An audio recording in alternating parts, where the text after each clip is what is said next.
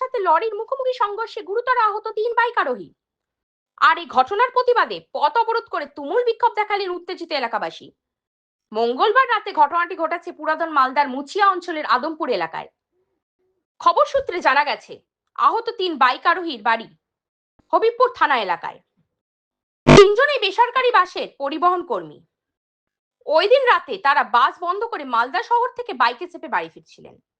সেই সময় হঠাৎ মুচিয়া আদমপুরের কাছে বুলবুল চন্ডির দিক থেকে ধেয়ে আসা এক লরির সাথে বাইকের মুখোমুখি ধাক্কা লাগে। ফলে বাইক আরোহী 3 জনই গুরুতর আহত হন। স্থানীয়রা দেখতে পেয়ে ছুটে আসে। তড়িঘড়ি করে তারা উদ্ধার করে তাদেরকে মালদা মেডিকেল কলেজ হাসপাতালে পাঠান। দুর্ঘটনাকে কেন্দ্র করেই রাতেই ঘটনার প্রতিবাদে উত্তেজিত জনতা মালদা নানাগোলা রাজ্য সড়ক অবরোধ করে বিক্ষোভ দেখাতে থাকে।